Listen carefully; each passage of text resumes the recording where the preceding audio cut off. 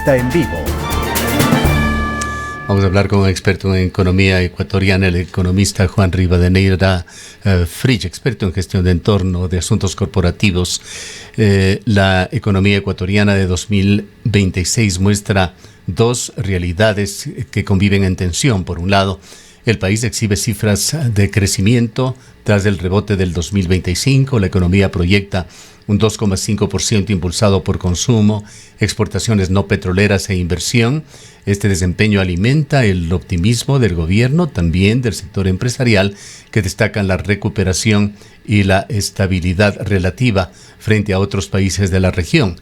Sin embargo, este dinamismo convive con señales estructurales preocupantes, un déficit fiscal del 4,3% del PIB, caída de ingresos petroleros, mayor gasto social y un sistema eléctrico evidentemente debilitado, que acumula pérdidas, atrasos, apagones y ahora escándalos.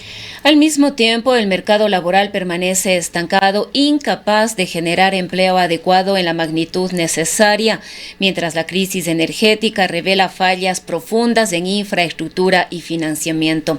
El resultado es un país atrapado entre crecimiento insuficiente y restricciones fiscales que limitan la inversión pública, deterioran servicios y alimentan malestar social. Ecuador avanza, pero lo hace sobre una base frágil. La recuperación existe, pero no es lo bastante sólida para romper el ciclo de bajo crecimiento, precariedad laboral y vulnerabilidad fiscal que condicionan su desarrollo. Con esto ingresamos al diálogo. Juan, bienvenido. Reiteramos por nuestros oyentes, Juan Rivadeneira es un experto de gestión de entorno a asuntos corporativos, trabaja con frecuencia con empresarios ecuatorianos, con las cámaras de industria, de industria y de comercio, que en general han reflejado optimismo sobre la situación de la economía ecuatoriana, sobre el entorno de negocios fundamentalmente. Y quisiera iniciar con esta pregunta: ¿cómo explica usted que los sectores productivos, de acuerdo con nuestra percepción, por lo que escuchamos, perciban un entorno favorable, mientras el propio Fondo Monetario Internacional advierte un deterioro fiscal mayor al previsto? Gracias, Gustavo, por este espacio, por esta oportunidad. Siempre es un gustazo estar con ustedes aquí en Radio Antena 1 de Cuenca. Varios temas. Ha habido una larga introducción de algunos temas de la economía que creo que es importante que lo hayan realizado. Y quizá a propósito de su primera pregunta, decir algo de fondo. Los empresarios en general, ¿sí?, tienden a tener algún optimismo porque su naturaleza es así. En algunos casos, sin duda, los temas son difíciles, los entornos son complejos, las situaciones sociales, políticas, mundiales ahora, pues de los problemas que tiene el mundo, dan muchísimas señales para llenarse de desesperanza, pero hay algo que tienen los empresarios, y destaco los empresarios ecuatorianos en especial, esta palabra que está tan de moda en la actualidad, que es la resiliencia, y esta capacidad de, estando en un entorno complejo, todavía pensar que hay que seguir sacrificando, esforzando y encontrar oportunidades. ¿Dónde han encontrado oportunidades los empresarios? Y se ha visto, porque los datos públicos nos invitan a dar cuenta, que ese crecimiento económico tiene algo que ver con un aumento del consumo de los hogares que para este año está previsto que crezca el 2%. Está anclado en las exportaciones, ¿sí?, de productos clave ecuatorianos como el camarón, que tuvo un récord de más de 8,000 millones de exportaciones del año pasado, el banano, la pesca blanca, las flores y el cacao, que han tenido pues un despegue muy importante. Hoy amanecimos con la noticia del crecimiento de las exportaciones de banano en este primer trimestre, incluso con los problemas que han tenido, por ejemplo, el desafío de manejar un primer toque de queda y lo que ha ocurrido en las cadenas globales logísticas. Sin duda, Gustavo, lo que está pasando en el país todavía tiene esta conversación que no hemos dejado de tenerla hace muchos años. ¿Será que lo que la macroeconomía nos dice va permeando hacia la microeconomía? Esa es la clave que creo que tenemos que analizar. Otra lectura podría ser, Juan, que estamos ante una desconexión entre economía real y economía fiscal, o es simplemente una diferencia de horizontes temporales. Y quizás esto Es pasa, un tema temporal. Perdón, economista, que interrumpa, pero quizás esto pasa mucho porque el ciudadano común escucha permanentemente que la economía ha crecido o va a crecer en un 2%, creció en un 3%, no obstante, esto no se ve traducido en soluciones en la vida diaria del ciudadano. Seguimos con desempleo, Marco Flores hablaba de una pérdida de 186,000 empleos, lejos de incrementarse el empleo pleno aquí en el país. Vemos que la crisis en el sistema de salud, más allá del crecimiento económico, cada vez se radicaliza y profundiza más, es decir, la situación en la vida cotidiana del ciudadano es compleja. Sin lugar a dudas que la situación que están viviendo muchos ecuatorianos no es fácil, es compleja y no es nueva. El Ecuador ha tenido un problema estructural de creación de empleo. En el mejor momento el Ecuador llegó a tener el 45% de empleo pleno. Es empleo que gana quincena, gana fin de mes, tiene seguridad social y beneficios de ley. Hoy bordea el 35, el 37% en el mejor número de hace 3 meses. Eso quiere decir que es un problema estructural que tiene el Ecuador de la creación de mejores y de más empleos. Ese es un tema estructural, así como el crecimiento bajo. El Ecuador no es un país que se ha caracterizado por crecimientos económicos muy importantes. Sin duda que hemos tenido picos. Año 2005 cuando aparece pues el OCP, crecimiento importante. Año después de pandemia, recuperación, 4.2%. Pero hemos tenido crecimientos que no son grandes al final del día. Crecimientos del 1.5, crecimientos del 2. La cifra que el Fondo Monetario actualizó la semana pasada, producto del informe que salió a propósito del nuevo desembolso, es de un crecimiento del 2.5%. Creo que es muy bueno tener esta conversación acerca de cómo esos efectos de la macroeconomía tienen que permear hacia la microeconomía y por eso se siente esta dicotomía. ¿Cómo puede ser posible? Ustedes anunciaban al inicio de esta entrevista, ¿sí?, que el Ecuador ahora esté buscando eventualmente una nueva salida a los mercados. Miren, quienes pudimos participar de las reuniones del Fondo Monetario de primavera de la semana pasada en Washington, sentimos el interés de los inversionistas internacionales, en especial de quienes son financistas, que el Ecuador necesita financiamiento, el interés por el Ecuador porque han visto en esas cifras macro, ¿sí?, alguna suerte de orden fiscal. Ahora, no podemos taparnos los ojos y dar cuenta de que todavía hay un gran desafío. Por ejemplo, ustedes han tocado el tema de la salud y ahí hay un problema de gestión. El gobierno, ¿qué ha hecho? Sin duda tuvo un momento de transición hasta que ha nombrado finalmente un nuevo ministro y el ministro ha puesto 4 prioridades. Sí, sin duda que ha habido todo un escándalo a propósito de su nombramiento, pero pues yo creo que al menos en términos de gestión tendremos que ver si los pilares que él ha anunciado el día de ayer de abastecimiento de medicamentos, mejoras de citas, pueden mejorar la situación de los ecuatorianos, que sin lugar a dudas es un desafío enorme en lo económico, en el día a día, y si lo ponemos ya en términos políticos y electorales, sin lugar a dudas que un gobierno que quiera ganar las elecciones locales de noviembre 29 tendrá que buscar una mejora en la gestión en esos temas tan delicados como los que ustedes han señalado. ¿Cómo ve usted algunos aspectos que son muy preocupantes en el país? El hecho de que se esté utilizando unos 15,000 millones de dólares para honrar deuda pública, que no se lo hace en forma perfecta. Por supuesto, aquí hay muchos empresarios ecuatorianos que tienen acreencias enormes con el gobierno, particularmente en el área de la salud. Pero el gobierno celebra también sus cifras. Viene el Fondo Monetario Internacional, un observador sin duda calificado, que además está en permanente pulsación con el gobierno en negociación, acaba de darle casi 400 millones de dólares más, pero le da el mensaje también de que es preocupante ese déficit del gobierno central de un menos 4,3% en el PIB, sobre todo considerando que Ecuador es un país dolarizado. Demos un pasito para atrás. La deuda externa se forma de la acumulación de todos los déficits fiscales de todos los años que ha tenido el país. Así se construye la deuda externa. Ahora, recordemos, año 2020, se produce una renegociación de la deuda muy importante, en la cual se quita, ¿sí?, capital, 1.500 millones, se baja la tasa de interés y se mueven los pagos en el tiempo.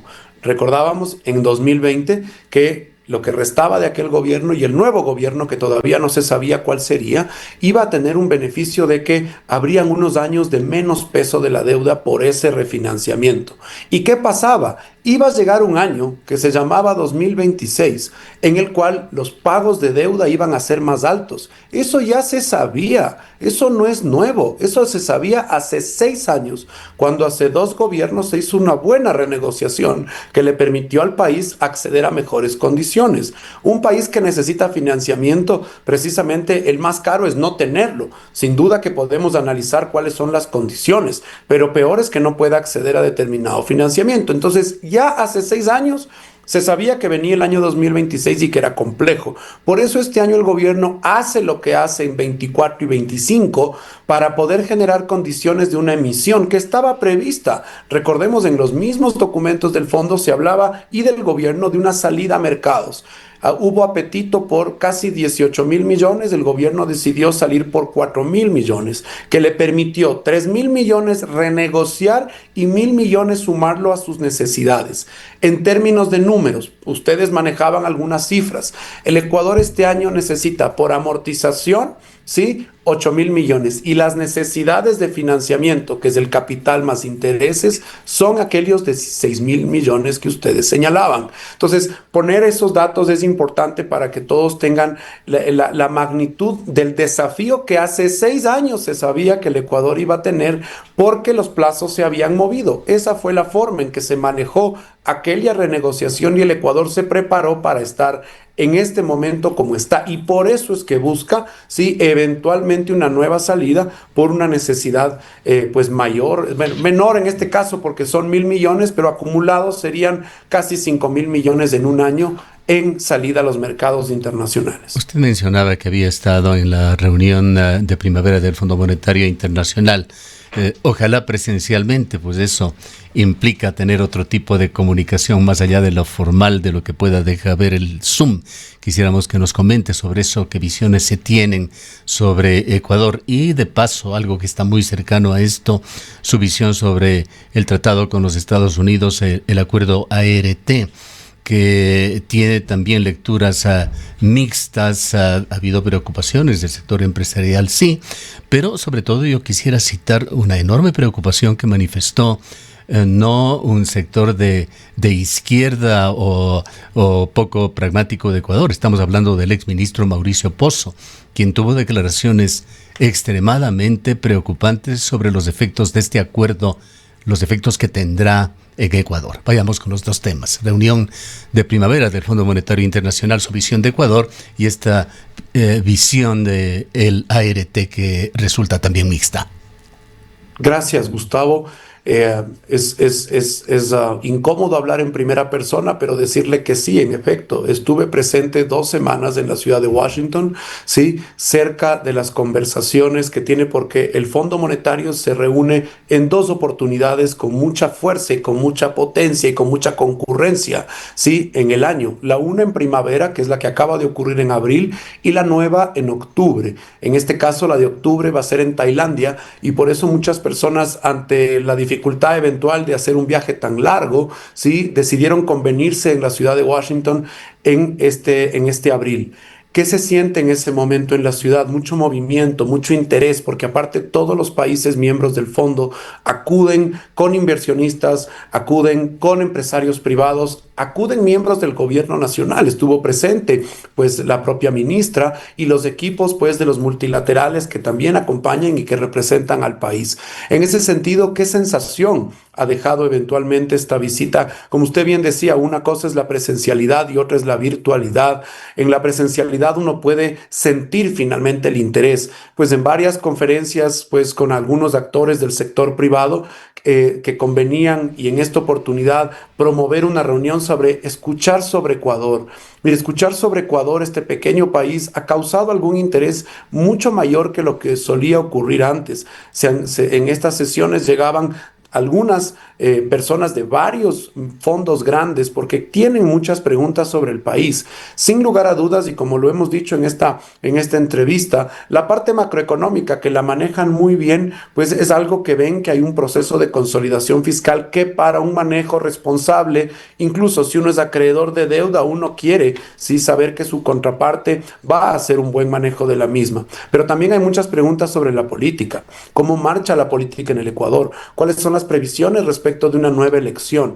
¿Qué va a ocurrir? Hay muchos que, por supuesto, siguen la conversación en Ecuador, pero, por ejemplo, han visto que ha sido algo bueno no tener un evento tan distorsionante eventualmente como habría sido una asamblea constituyente. Recordemos que no ha pasado mucho tiempo desde que hablábamos de ese tema, pero eso han visto como señales de alguna suerte de tranquilidad para que no haya tanto movimiento. A los inversionistas siempre les preocupan los temas regulatorios, han visto con interés, sí, algunos señales que el gobierno ha dado, en especial, sí, estas correcciones que son complejas como temas de impuestos, como temas de subsidios, y eso les invita a pensar que el Ecuador puede ser también un espacio sujeto de crédito. Eso por el lado de financiamiento.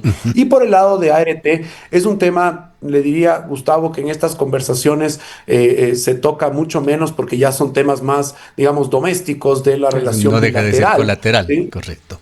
Correcto, pero sigue siendo un tema que se ha discutido mucho. Hemos escuchado muchos exministros, por ejemplo, sí, que también han observado ese proceso. Hay preguntas que uno termina siempre haciéndose en este tipo de conversaciones, y es cuánta información eventualmente todavía no conocemos de el estado y el entorno en que este tipo de negociaciones acceden. Hemos visto en la diplomacia norteamericana también muchos cambios a lo largo de toda esta nueva redefinición del comercio exterior del presidente Trump. Hemos visto una batalla con China que comenzó con aranceles del 125%, que ahora han bajado y que van cambiando en el tiempo. Es decir, esta negociación está pasando con muchos países del mundo, con la Unión Europea, también con Estados Unidos, y Ecuador ha tomado, el gobierno nacional, la decisión de firmar este acuerdo que le lleva a una nueva conversación, me parece que es en junio o en julio de este año, para entender qué tipo de modificaciones pueden haber o no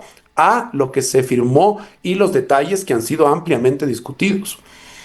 Bien, quisiera también conocer su visión sobre si el gobierno de alguna manera está reaccionando a estas observaciones del Fondo Monetario Internacional.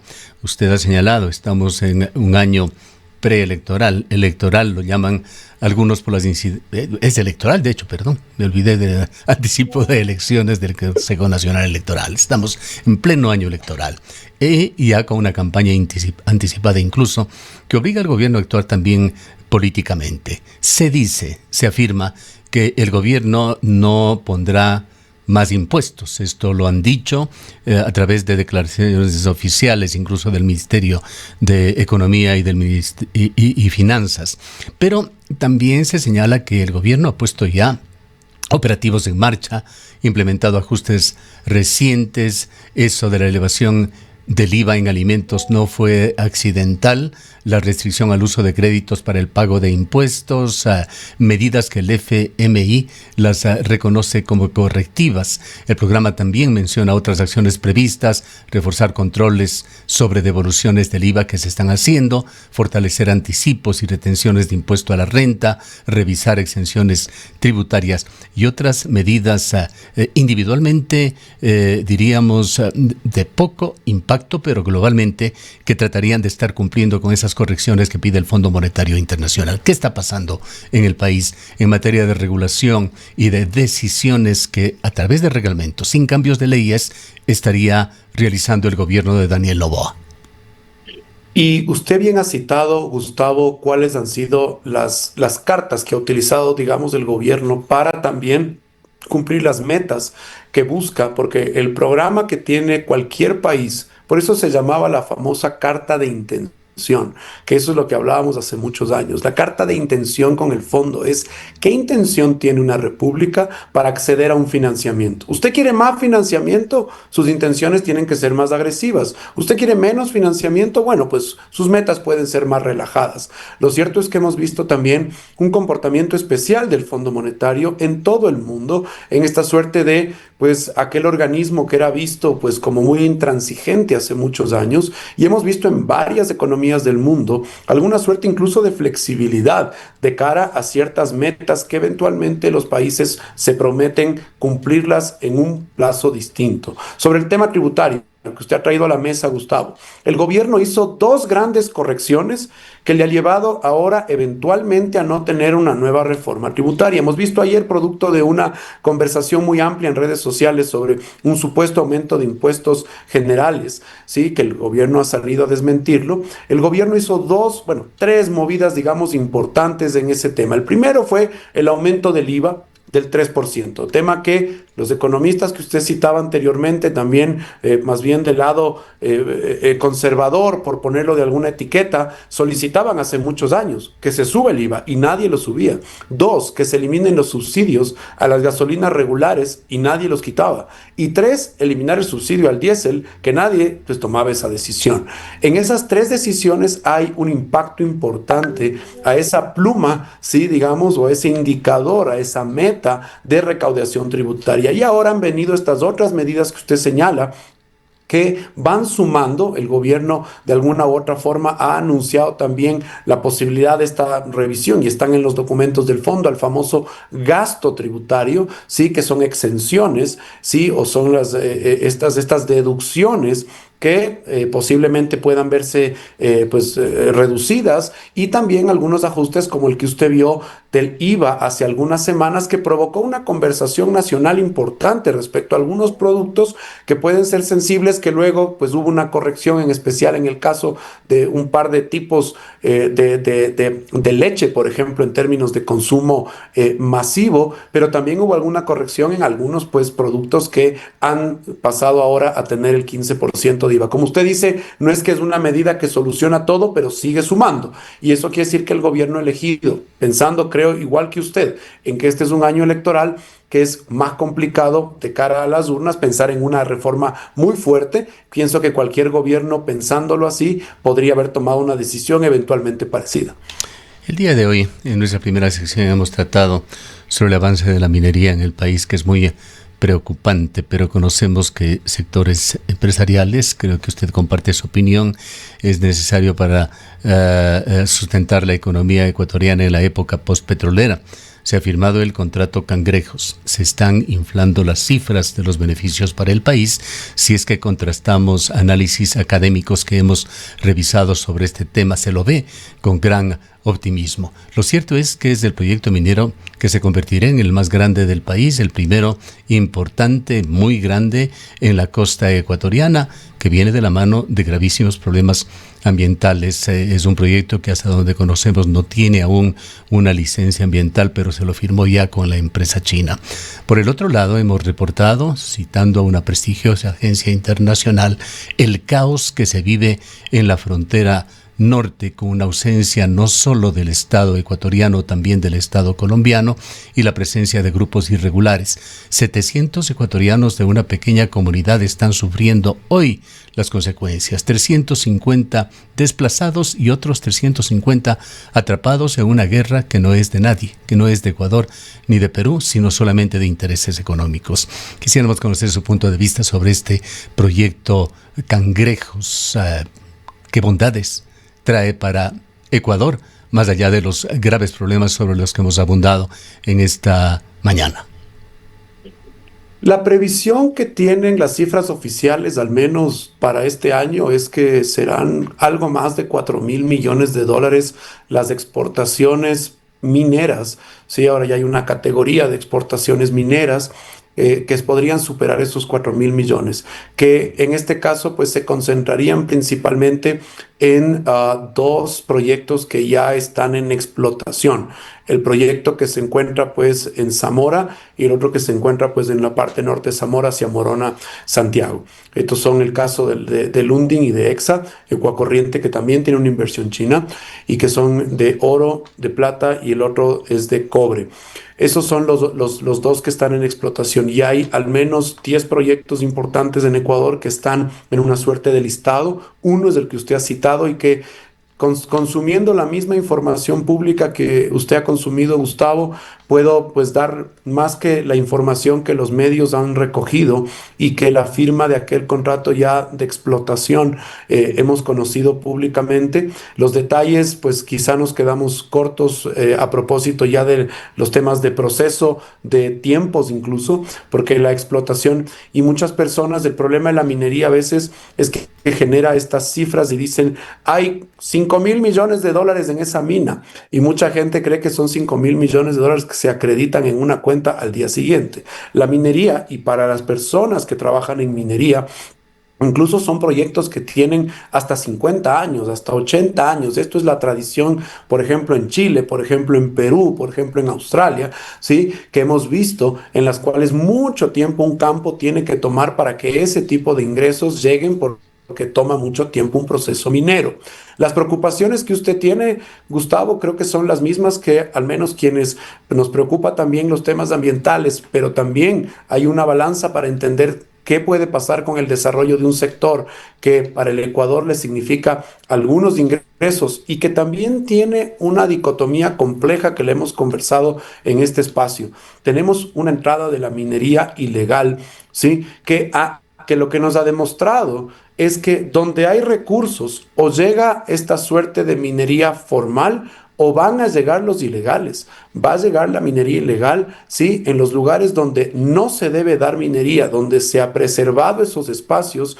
Enhorabuena, esa decisión hay que mantenerla. Pero lo cierto es que hay que lugares donde hay una posibilidad de explotación minera. La gran pregunta que hoy el Ecuador, en un ambiente de inseguridad, tiene que ponerse al frente es quién queremos que llegue a ese yacimiento. Esa ha sido una posición que creo que muchos hemos pues llegado a la conclusión. En algunos casos podría ser incluso dicotómica, ¿sí? De decir, oye, mira, ¿quién va a llegar a tomarse esos recursos? Si es que lo que hemos visto, y usted señalaba algo de las provincias fronterizas, pero en su momento vimos lo que pasaba en Napo, cuando encontraron esas 250 excavadoras haciendo minería ilegal y todos los daños que esto ha provocado, ¿sí? Es un daño y por supuesto ambiental, pero también social. Pregunta penúltima, pues tengo una final que hacerle, Juan. Las preocupaciones exteriorizadas por un conflicto de intereses entre el Grupo Noboa y la gran minería, y lo hacen no activistas, no lo hace Yas Unidos, no lo hace los defensores del agua, lo hace el portal Vía Minera en su última publicación, una publicación que seguramente no pasa inadvertida por usted. Ellos básicamente en un largo artículo cuestionan las relaciones incestuosas, llamémoslo así, del gobierno en el cuadro, no sé, espero que usted lo pueda ver, lo compartimos con nuestros oyentes. 8 empresas del Grupo Noboa con contratos y relaciones con compañías mineras. El portal Vía Minera, reitero, pregunta: Ecuador no está preparado para la transparencia minera. Silver Corby, grupos Noboa y Novis están incursionando fuertemente en la minería ecuatoriana. ¿A nadie le importa que la familia presidencial tenga inversiones mineras? ¿En serio? Me parece que es un buen espacio para que usted consulte a quienes están nombrados en este documento sobre pues la situación que usted presenta, Gustavo. No tengo más información que la que usted acaba de presentar y acaba de pues calificar como incestuosas. Estamos citando a las fuentes. Quizá es un buen momento para que las fuentes amplíen su información y para que pues las empresas que están ahí listadas puedan pronunciarse. Creo que eso es la manera más transparente para todos sus radioescuchas, ¿no?